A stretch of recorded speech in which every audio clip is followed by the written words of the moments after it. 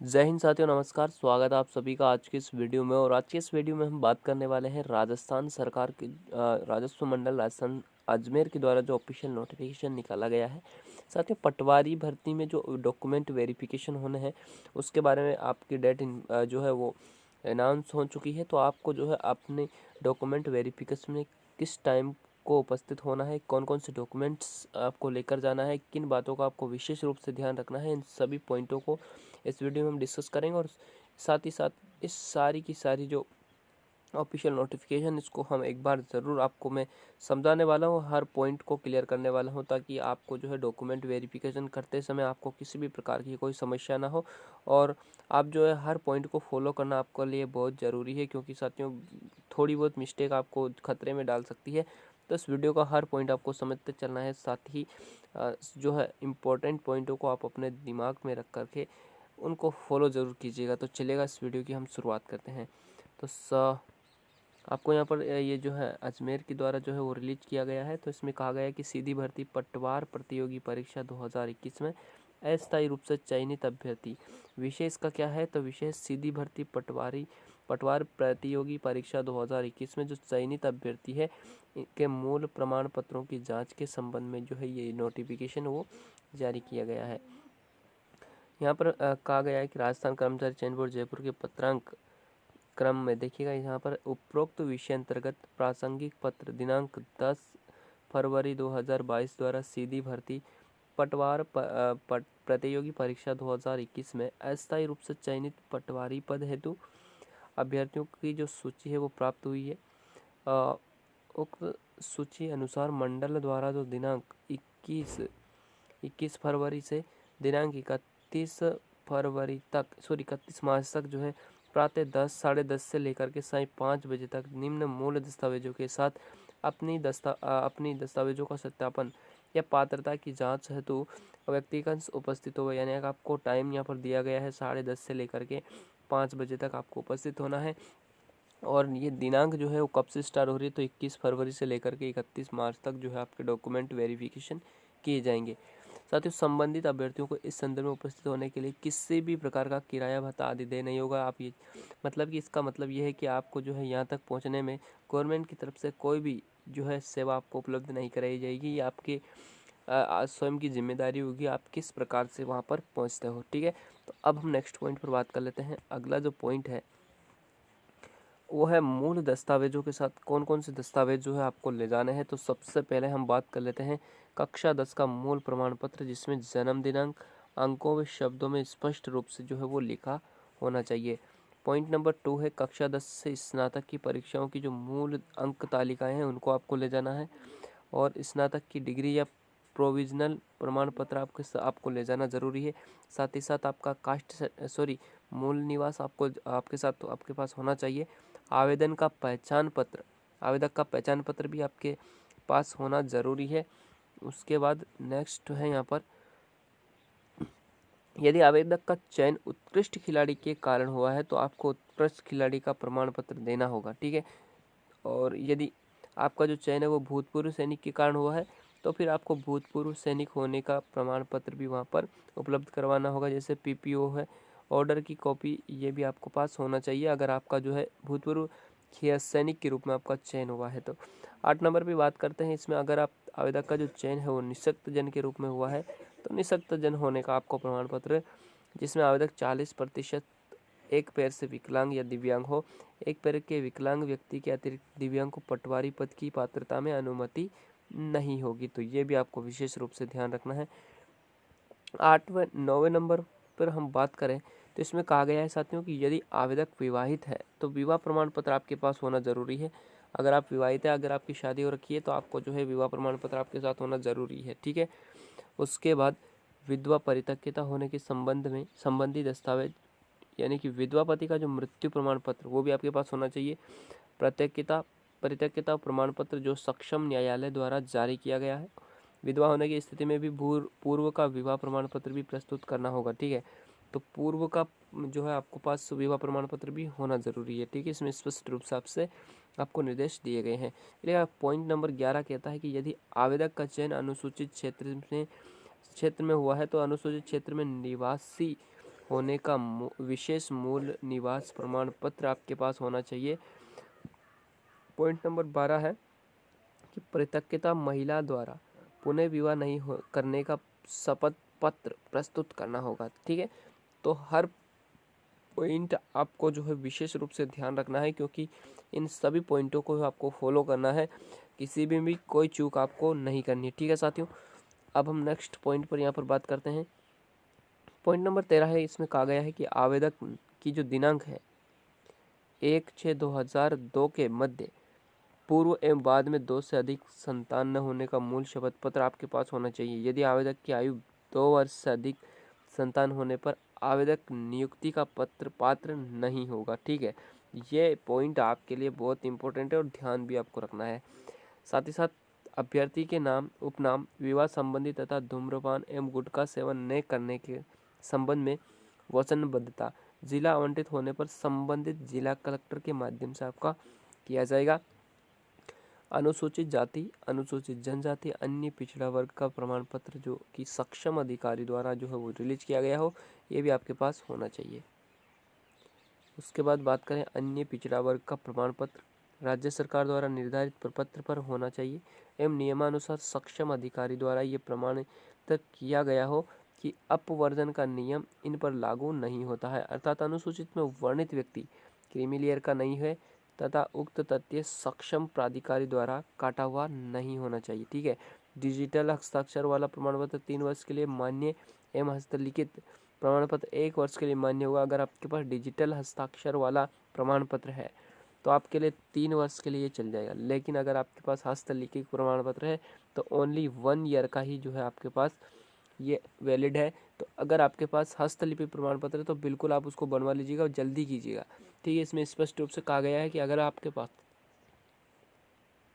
हस्तलिपि लिखित प्रमाण पत्र है तो वो जो है केवल 1 साल के लिए वैलिड होगा, अन्यथा अगर आप जो है वहाँ पर आपको जो है बाहर कर दिया जाएगा। तो ये विशेष रूप से आपको ध्यान रखना है। चलिएगा नेक्स्ट पॉइंट पर बात करते हैं।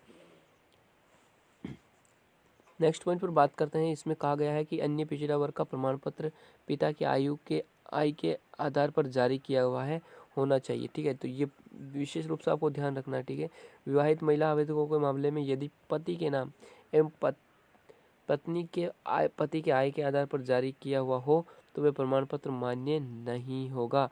ओनली फॉर अपने पिताजी की आय के आधार पर ही जो आपको प्रमाण पत्र जारी होना चाहिए, ये विशेष रूप से आपको ध्यान रखना। अभ्यर्थी अपनी पिता की आय के आधार पर पिता के नाम के साथ जारी प्रमाण पत्र को सक्षम अधिकारी द्वारा जारी किया गया हो प्रस्तुत करे तो ही मान्य किया जाएगा। ठीक है, ये आपके लिए यहाँ पर बोल दिया गया है।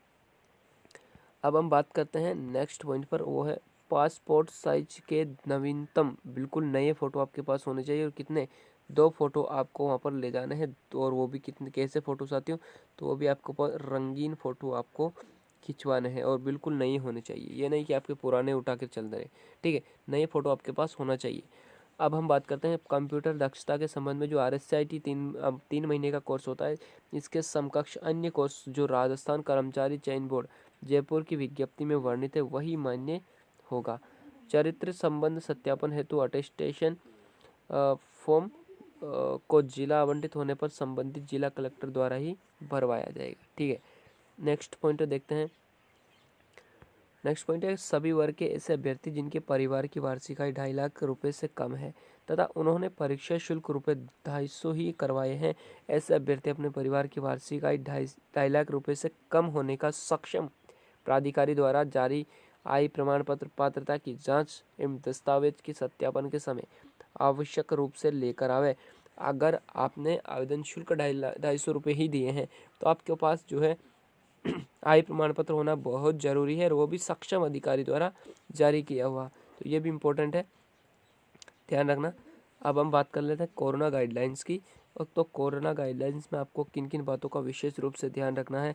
साथियों, कोरोना गाइडलाइंस की बात करें तो इसमें दस्तावेज सत्यापन कार्यक्रम में सम्मिलित होने वाले जो अभ्यर्थी है कोरोना के संबंध में निर्धारित मापदंड के अनुसार सत्यापन दस्तावेज दिनांक से 72 घंटे पूर्व की कोरोना जांच रिपोर्ट आवश्यक रूप से साथ लेकर उपस्थित हो, बहुत इंपॉर्टेंट है।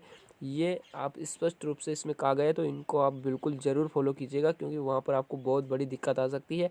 आपको जो है कोरोना टेस्ट करवा लेना है, वो भी 72 घंटे यानी कि 72 घंटे पूर्व तक आपके पास कोरोना रिपोर्ट होनी चाहिए।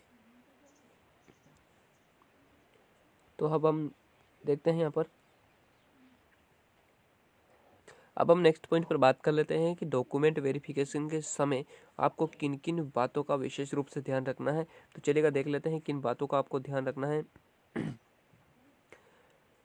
सबसे पहले हम बात करें विस्तृत आवेदन भरने से पूर्व चयन बोर्ड की जो वेबसाइट है पर अंतिम चयन है तो विस्तृत आवेदन सह परिनिरीक्षा प्रपत्र भरने है तो आवेदकों के लिए आवश्यक निर्देश। एमसीडी भर्ती पटवार प्रतियोगी परीक्षा 2021 के दिनांक 17 जनवरी 2020 को जारी विज्ञप्ति का ध्यानपूर्वक अध्ययन कर ले, तो ये आपको कर लेना है। इसमें पॉइंट नंबर 2 में कहा गया है कि विस्तृत आवेदन 2 प्रतियों में अलग अलग लाना है। ठीक है, 2 प्रतियां, 2 सेट आपके पास होना चाहिए।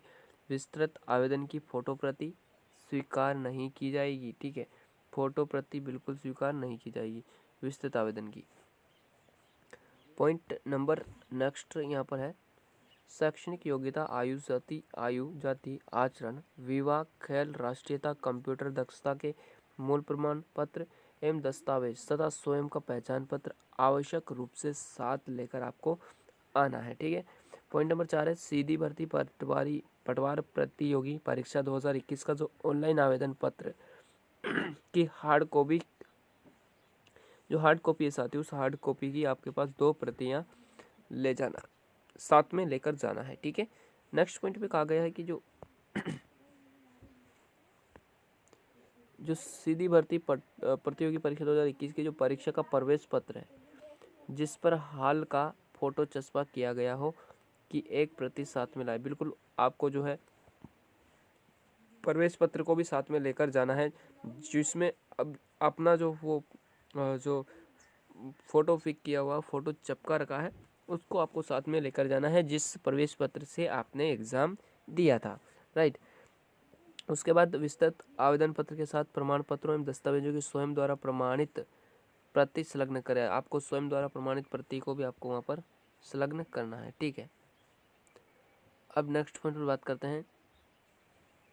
अभ्यर्थी विस्तृत आवेदन की एक प्रति के साथ 100 रुपये का पोस्टल ऑर्डर सचिव राजस्थान कर्मचारी चयन बोर्ड के नाम जो जयपुर भुगतान योग्य हो संलग्न करें।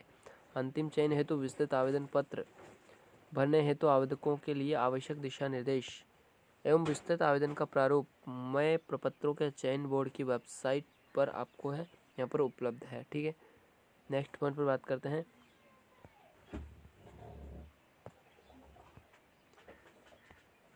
यदि आवेदक अनुसूचित क्षेत्र में निवास करता है और वहाँ का लाभ लेना चाहता है तो उसे अनुसूचित क्षेत्र का होने का विशेष मूल निवास प्रमाण पत्र भी प्रस्तुत करना होगा। ये भी आपको विशेष रूप से ध्यान रखना है। किन किन पॉइंटों पर हमने डिस्कस किया है कि हर पॉइंट को आपको फॉलो करना है। ठीक है,